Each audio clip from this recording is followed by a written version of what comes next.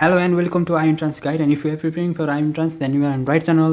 र यस अगाडि मैले इङ्ग्लिसको सिरिजहरू बनाएको छु, त्यो पनि तिमीहरू इङ्ग्लिसको प्लेलिस्टमा गएर चाहिँ चेक गर्न सक्छौ। प्लेलिस्ट छ इङ्ग्लिस भन्ने, त्यसमा गएर चाहिँ सबै सर्टकट ट्रिकहरू मैले बनाएको छु, त्यो सबै एक्सेस गर्न सक्छौ। र इङ्ग्लिस बाहेक पनि अरू सब्जेक्ट हेर्न मन लाग्यो भने त्यो पनि छ प्लेलिस्टमा। र आजको हाम्रो टपिक चाहिँ प्रोनाउनको बारेमा छ।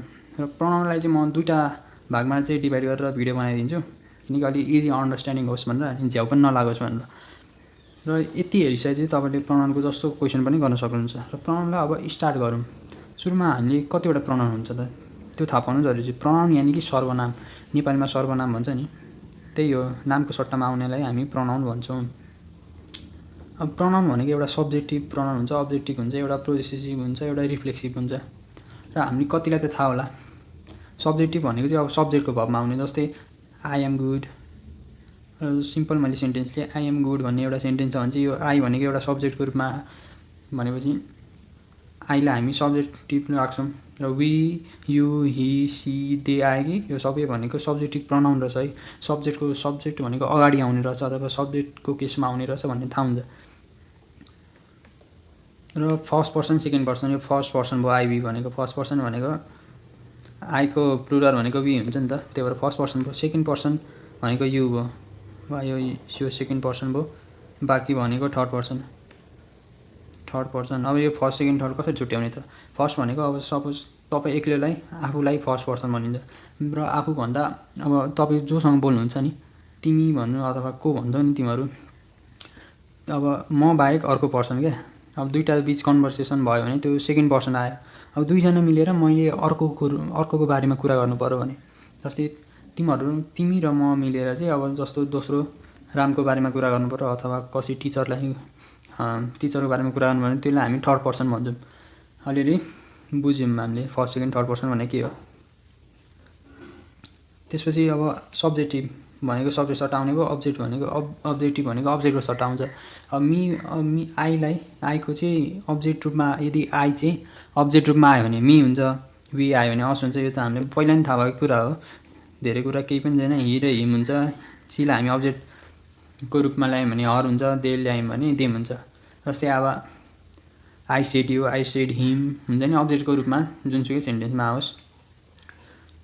र आईको पोजेसिभ र रिफ्लेक्सिभ चाहिँ हामी अर्को भिडियोमा कभर गर्छौँ। आज हामी सब्जेक्टिभ र अब्जेक्टिभको बारेमा कुरा गर्छौँ। अब पोजेसिभ भनेको त एउटा मेरो हो भन्ने एउटा कुरालाई दर्शाउँछ क्या। अब जस्तै माई कार भयो होइन, this car is mine.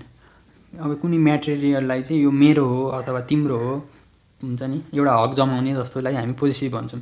Reflexive भनेको आफैलाई भन्नु अथवा म आफ्नो काम आफै गर्छु हुन्छ नि, त्यसलाई हामी रिफ्लेक्सिभ भन्छौँ। अब सी डिड हर जब हर सेल्फ त्यस्तै राख्छौँ नि, हामीले पहिला पढेको कुरा हो। अब मेन कुरा भनेको हाम्रो फर्मुला हो। अब यति जान्छे फर्मुला पनि हामीले सक्छौँ। र मैले चाहिँ दुईवटा डिफ्रेन्स जस्तो बनाएर पढाउँछु। र सब्जेक्टमा चाहिँ अब बी हुन्छ, बी भर्ब आउने बित्तिकै त्यसको पछाडि चाहिँ हामी सब्जेक्टिभ भर्ब राख्छौँ। जस्तै यहाँ it is I who am investor. अब यो सुन्दा त अलिक विर्ड सुनिन्छ क्या, यो होइन कि जस्तो सेन्टेन्स होइन कि जस्तो लाग्छ होइन, तर यही नै हो। एन्सर चाहिँ त्यस्तै हुन्छ क्या इङ्ग्लिसको। अब जस्तै एमसिक्यू गर्दाखेरि चाहिँ यो सेन्टेन्स चाहिँ हुँदैन होला, मिल्दैन होला जस्तो लाग्छ, त्यही नै हुन्छ कि लास्टमा एन्सर चाहिँ। त्यही भएर यो चाहिँ पुरै फर्मुला नै हो होइन, फर्मुला घोकेपछि सकिन्छ कि। अब बी भर्ब भयो, बी भर्ब भन्ने बित्तिकै इजएमआर वाज वेयर भयो बी भर्ब भनेको। त्यसको पछाडि ठ्याक्कै आउने बित्तिकै हामी सब्जेक्टिभ युज गर्छौँ। अब सब्जेक्टिभ भनेको के हो त? भर्खर आई हुन्छ, वी हुन्छ, आई भयो, वी भयो, यु भयो, हि भयो, यो सब्जेक्टिभ केसहरू हामी युज गर्छौँ। अब सच एज आयो भने पनि सच एज पछि पनि हामी सब्जेक्टिभ नै युज गर्छौँ। र यो यसपछि म क्वेसनहरू पनि सल्भ गरिदिन्छु, त्यही भएर यो चाहिँ अलिक घोक्नुहोस् अथवा जे गर्नुहोस्, तर यो आउँदो पार्नुहोस् कि धेरै पनि छैन, यो दुईवटा मात्र छ, दुईवटाको लागि दुईवटा मात्र छ। अब सच एज पछि पनि एउटा सब्जेक्टिभ आउँदो रहेछ। जस्तै एउटा सेन्टेन्स भनौँ, I like such a person as he or she, यसरी आयो भने हामी सब्जेक्टिभ लाउने रहेछौँ। र यो फर्मुला चाहिँ मैले आफै समराइज गरेर बनाएको फर्मुला हो। धेरैवटा क्वेसन सल्भ गरेर चाहिँ अब फर्मुला पनि हेरेँ, अनि समराइज गरेर चाहिँ एउटा काम लाग्ने छोटकरीमा बनाइदिएको फर्मुला हो। त्यही भएर यो फर्मुला चाहिँ तिमीहरू नोट गर्नु पर्दैन, म ग्रुपमा हालिदिन्छु। र ग्रुप पनि थाहा छैन भने डिस्क्रिप्सनमा अथवा कमेन्टमा चाहिँ म ग्रुपको लिङ्क दिन्छु, त्यहाँ गएर चाहिँ तिमीहरू एक्सेस गर्न सक्छौ सबै नोटहरू, यस अगाडिको पनि। र अब अब्जेक्टिभ अब्जेक्टिभ प्रनाउन चाहिँ कस्तो बेला लाउने त अब जस्तै लेटको पछाडि अब प्रिपोजिसन यो अलिक इम्पोर्टेन्ट छ यो प्रिपोजिसन चाहिँ प्रिपोजिसन आउने बित्तिकै त्यसको पछाडि हामी जहिले अब्जेक्टिभ केस लाउँछौँ लेट आयो भने जहिले हामी अब्जेक्टिभ केस लाउँछौँ बट एक्सेप्ट एम यो चाहिँ धेरै युज भएको होइन त्यही पनि हामी जानिरहौँ अब जस्तै लेट हिम डु दिस हामी राख्छौँ नि लेट पछि जहिले अब्जेक्टिभ आउँछ अनि टायर्ड अफ हिम अब यहाँ अफ भनेको प्रिपोजिसन भयो प्रिपोजिसन हो त्यसपछि प्रिपोजिसन पछि हामी अब्जेक्टिभ केस आउँछ त्यही भएर अगाडिको टेबल चाहिँ अगाडि रिभर्स गरेर पनि तिमीहरू हेर्न सक्छौ एकचोटि त्यो राम्रोसँग हेर नि अब र त्यसलाई चाहिँ थाहा नै होला थाहा छैन भने केही छैन त्यो एकैछिनमा घोकिन्छ र जेरन्ड भनेको चाहिँ आइएनजी फर्महरू हुन्छ अब वाकिङ टकिङ हुन्छ नि आई लास्टमा आइएनजी आउने बित्तिकै त्यसको पछाडि हामी अब्जेक्टिभ केस राख्छौँ जस्तै talking her was not please भनेको हर भनेको अब्जेक्टिभ केस हो यो टकिङ भनेको जेरन्ड हो यस्तै हुन्छ क्या इङ्ग्लिसको फर्मुला चाहिँ र यति फर्मुला आइसकेपछि चाहिँ अब कतिवटा क्वेसन हामीले गर्न सक्छौँ अब जस्तै यदि दुईवटा वा दुईवटाभन्दा बढी आइदियो अरे होइन जस्तै अब you he and I went to the party भने तीनवटा एकै ठाउँमा आइदियो अब यस्तो केसमा चाहिँ के हुन्छ भन्दाखेरि अब हामीले अर्डर पनि मिलाउनु पर्ने हुन्छ क्या यो प्रनाउनको चाहिँ अर्डर मिलाउनु पर्ने हुन्छ अब सुरुमा कुन लेख्ने त हि लेख्ने कि यु लेख्ने कि आई लेख्ने सुरुमा कुन लेख्ने त भने चाहिँ हामीले अर्डर मिलाउनु पर्ने हुन्छ अब त्यसको लागि पनि फर्मुला छ अब यदि सिङ्गुलर भनेको चाहिँ आई होइन हि सी यु पनि सिङ्गुलर पनि हो प्लुरल पनि हो यु भनेको प्लुरलमा नि युज हुन्छ सिङ्गुलरमा नि युज हुन्छ अनि सिङ्गुलर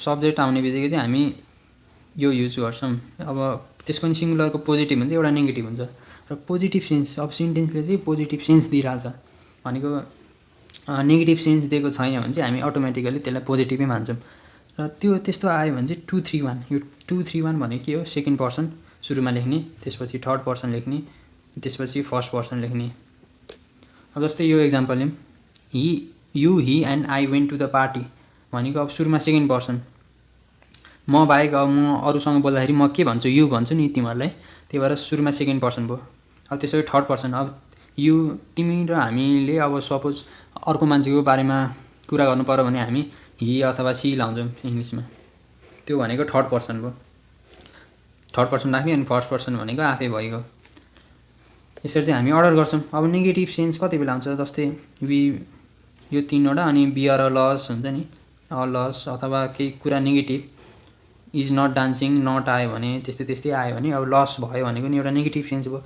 त्यस्तै नेगेटिभ सेन्स आयो भने चाहिँ हामीले फर्स्ट पर्सन सेकेन्ड पर्सन र थर्ड पर्सन चाहिँ फलो गर्नुपर्ने हुन्छ अब सिङ्गुलरको भयो यो केस त अब प्लुरल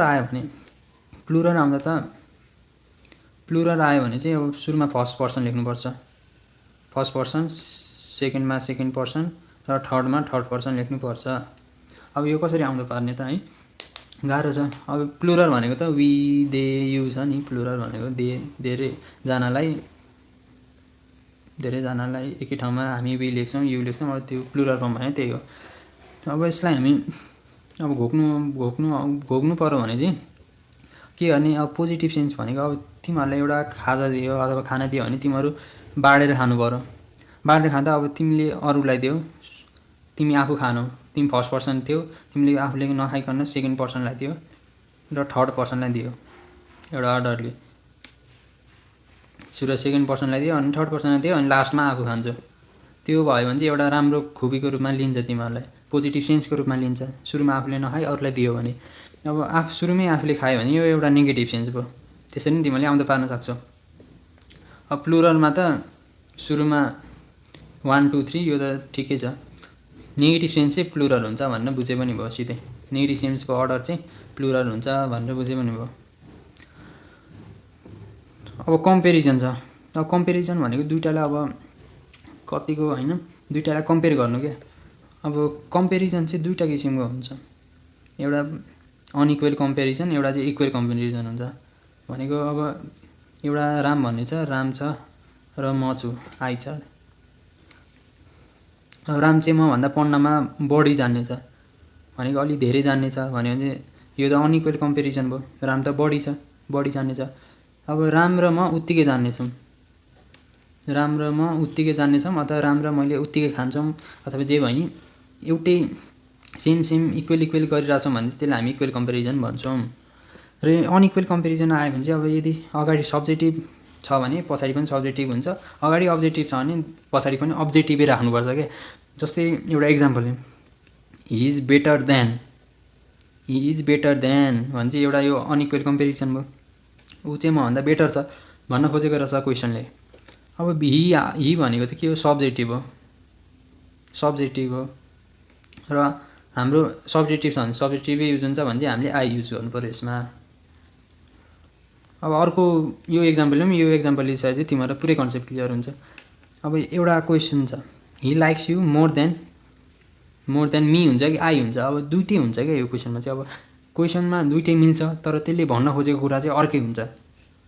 जस्तै अब he likes you more than me लियौँ भने चाहिँ अब यो सब्जेक्टिभ हो, यो यहाँ कतिवटा छ, यहाँ 3वटा छ, यो सब्जेक्ट भयो, यो अब्जेक्ट भयो, अब्जेक्टिभ प्रनाउन छ, यो सब्जेक्टिभ प्रनाउन छ हि भन्ने, र मी भनेको अब्जेक्टिभ प्रनाउन भयो, अब्जेक्टिभ प्रनाउन भयो। अब हामीले कम्पेरिजन अनइक्वल कम्पेरिजन छ भने त हामी सब्जेक्टिभलाई सब्जेक्टिभ युज गर्छौँ, अब्जेक्टिभलाई अब्जेक्टिभ युज गर्छौँ भन्ने भर्खरै हामीले पढेको हो यहाँबाट। भनेपछि अब मी युज गरेको भए चाहिँ यो हामीले अब्जेक्टिभ र अब्जेक्टिभ बिच मात्र कम्पेरिजन हुन्छ। जस्तै he likes you more than me भन्नुको मतलब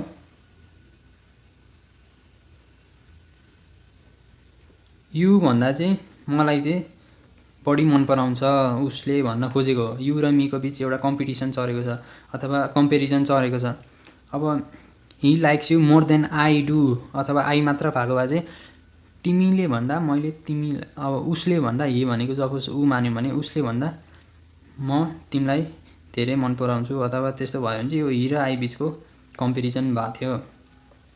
र यसरी चाहिँ सेन्टेन्स चाहिँ फरक पर्ने गर्छ। अब हि इज ओल्डर टु के हुन्छ त, एकचोटि आफै घिसान। हि इज ओल्डर चाहिँ यो पुरै छ तर हाम्रो अगाडि प्रिपोजिसन आउँछ। प्रिपोजिसन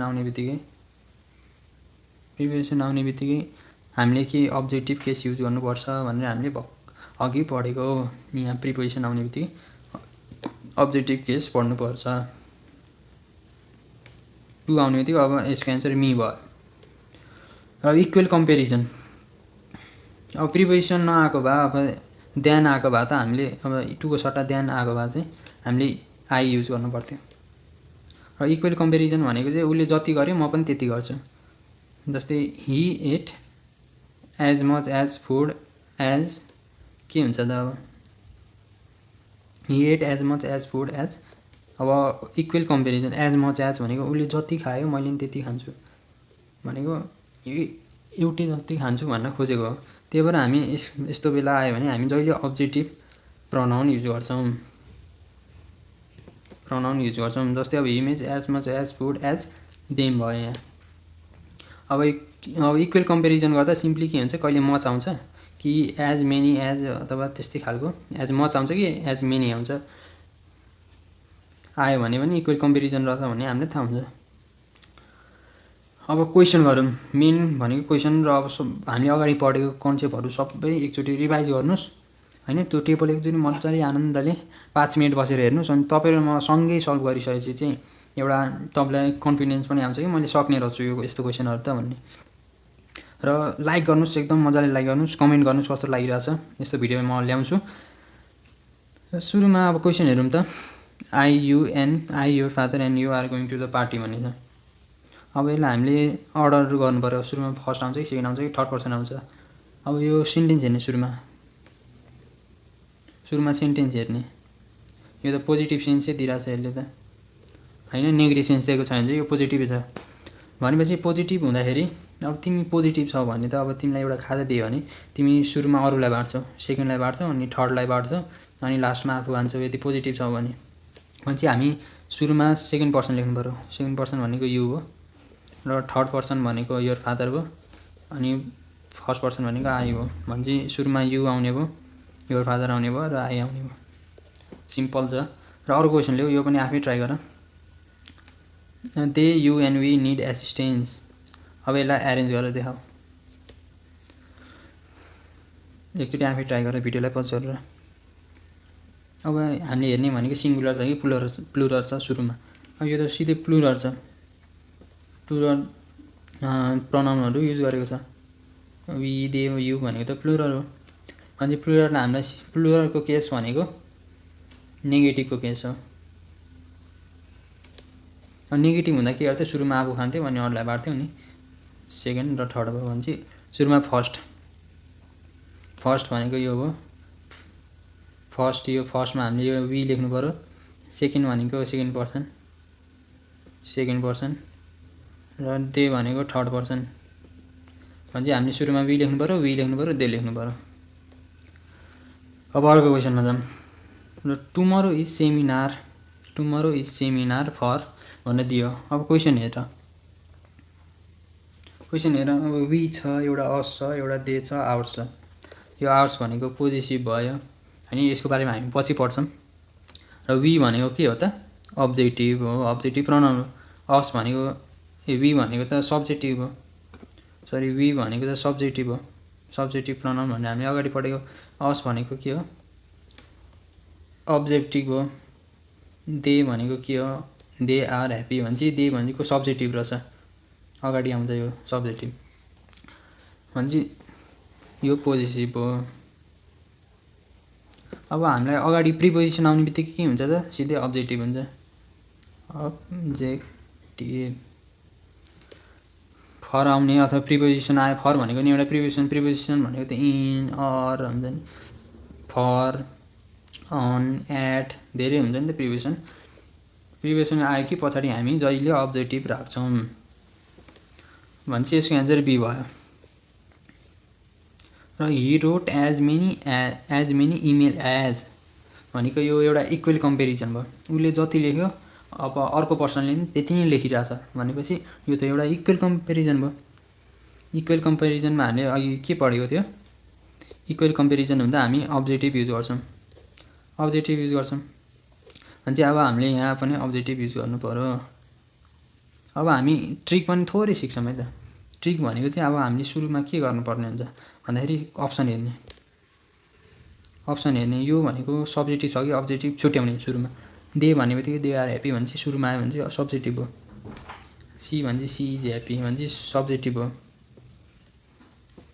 अब आईबाट एउटा सेन्टेन्स बनाउनु भयो भने आई एम गुड भने चाहिँ आई अगाडि आयो भने चाहिँ सब्जेक्टिभ हो। यो पनि मी भनेको के हो दे टोल्ड मी भने चाहिँ मी पछाडि आयो भने चाहिँ यो अब्जेक्टिभ रह्यो भने चाहिँ तिनवटा सब्जेक्टिभ छ।